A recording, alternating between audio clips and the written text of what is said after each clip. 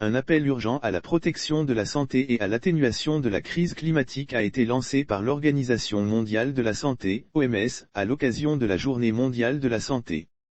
Dans le cadre de son appel à l'action, l'Organisation mondiale de la santé, OMS, a publié un rapport alarmant, notant que 99% des personnes respirent un air malsain, résultant principalement de la combustion de combustibles fossiles.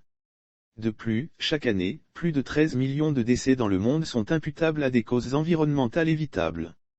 La crise climatique est une crise sanitaire, les mêmes choix non durables qui tuent notre planète tuent les gens, a déclaré le directeur général de l'OMS, Tedros Adhanom Ghebreyesus.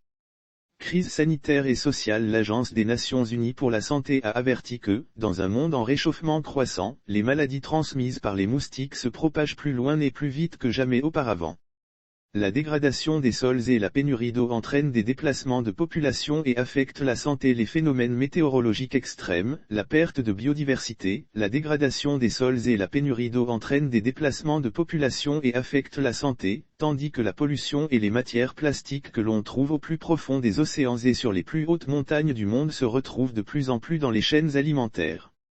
En outre, les systèmes qui produisent des aliments et des boissons hautement transformés et mauvais pour la santé sont à l'origine d'une augmentation de l'obésité, des cancers et des maladies cardiaques, tout en produisant un tiers des émissions mondiales de gaz à effet de serre. L'impact sur les migrants. Pour le directeur général de l'Organisation internationale pour les migrations, OIM, Antonio Vitorino, les migrants peuvent être particulièrement vulnérables aux effets directs et indirects des changements climatiques sur la santé, en raison d'un manque d'accès aux soins de santé et aux services sociaux, de mauvaises conditions de travail et de vie, ou d'un accès limité aux droits et au niveau d'inclusion dans les communautés d'accueil. Lire aussi. Une fondation lance une opération zéro, hernie et prostate. De nombreux migrants se déplaçant dans le contexte des changements climatiques, de la dégradation de l'environnement et des catastrophes ont également des besoins spécifiques en matière de santé physique et mentale qui sont liés à leur exposition aux conditions climatiques et environnementales, explique-t-il.